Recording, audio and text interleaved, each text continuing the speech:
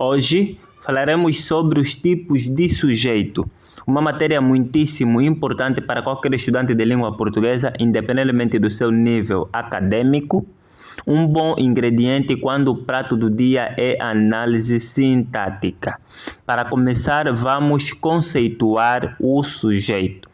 Bem, o sujeito, de forma simples, pode ser entendido como sendo o ser ou o facto sobre o qual nós afirmamos ou negamos alguma coisa.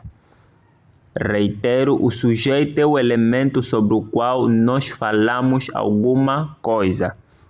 Agora que você sabe a definição, importa então apresentarmos a classificação.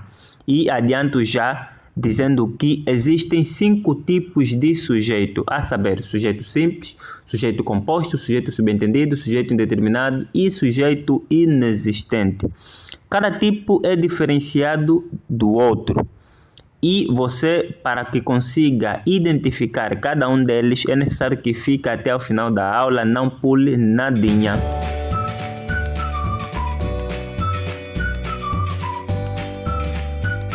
Saudações amigos, sou o professor Graciano Domingos e este é o canal Singelo Prontuário. Hoje falaremos sobre os tipos de sujeito, porém antes de prosseguirmos, subscreva o canal caso não for um inscrito, deixe seu like e compartilhe o link com os seus amigos, pois aqui você vai aprender muita coisa e partilhando vai nos ajudar também. O primeiro sujeito a ser analisado, como pode observar, é o sujeito simples, tal como o nome indica, é o mais simples possível. E nós vamos dizer que o sujeito é simples quando ele possui um único núcleo, quer este núcleo esteja no singular, quer esteja no plural. Afinal, o que é o núcleo? O núcleo é a palavra mais importante do sujeito. Para você conseguir compreender, nós vamos apresentar 3 frases como exemplo. Preste a máxima atenção. Na primeira frase, o sujeito tem 2 palavras, os livros. Porém, a palavra principal é livros, pois os é um simples determinante. Assim sendo, uma única palavra principal, um único núcleo, sujeito simples. A leitura da Bíblia faz bem à alma. Leitura é a palavra principal, porque Bíblia é um simples complemento nominal. Assim sendo, uma palavra principal, sujeito simples. Ela foi à escola. Este é o exemplo mais simples de um sujeito simples. Temos aí ela, um único pronome, um único núcleo, assim sendo sujeito simples. Sujeito composto é o que nós vamos analisar agora. Nós consideramos composto aquele sujeito que possui mais de um núcleo, mais de uma palavra importante, ou seja, quando o facto expresso pelo verbo se atribui a mais de um ser, se atribui a 2, 3, 4, de forma infinita. Assim sendo, o sujeito vai ser considerado como sendo um sujeito composto. Para exemplificar, temos também 3 frases, por isso preste a máxima atenção.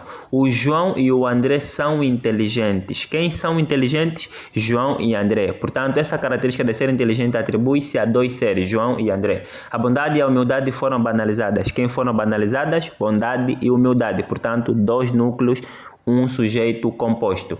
Angola, Brasil e Portugal são países lusófonos. Quem são países lusófonos? Angola, Brasil e Portugal. 3 núcleos, sujeito composto. O terceiro tipo de sujeito é o sujeito subentendido, também chamado de oculto, elíptico ou desinencial. O sujeito subentendido é aquele que não vem literalmente expresso na oração, porém nós podemos identificá-lo a partir da terminação verbal ou a partir do contexto em que a frase está inserida. Por isso alguns também chamam de sujeito determinado. Por quê? Porque literalmente não está, mas conseguimos determiná-lo. Assim sendo, vamos também apresentar 3 exemplos.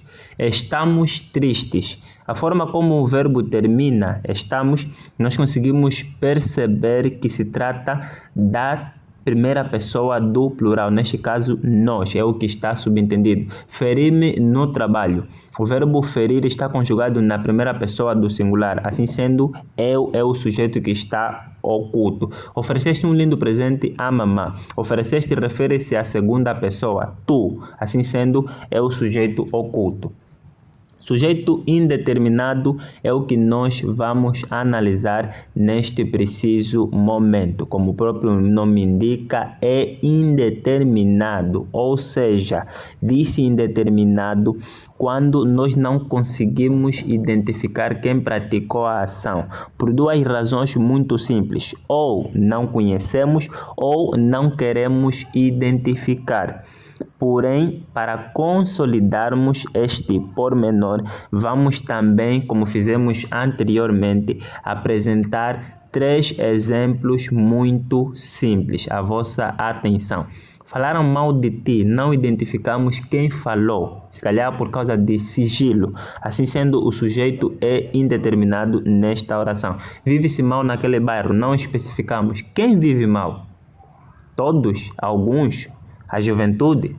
Pronto, sujeito indeterminado. Roubaram o meu livro. Quem roubou? Não se sabe. Portanto, o sujeito nestes 3 exemplos é indeterminado.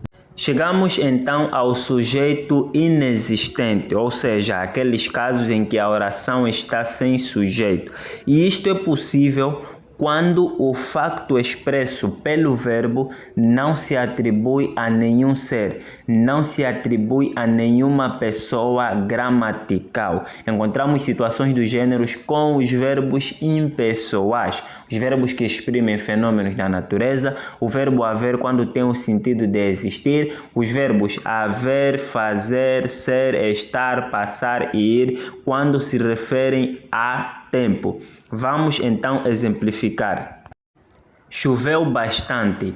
O verbo chover exprime fenômeno natural. Há muita maldade no mundo. Aqui o verbo haver refere-se à existência, ou seja, tem um sentido de existir. Faz 2 anos que casei. O verbo fazer aqui refere-se a tempo decorrido. Está calor aqui dentro. O verbo estar remete-nos para um fenômeno natural. Vai uns 4 anos desde que ingressei no ensino superior. O verbo ir aqui refere-se também a tempo.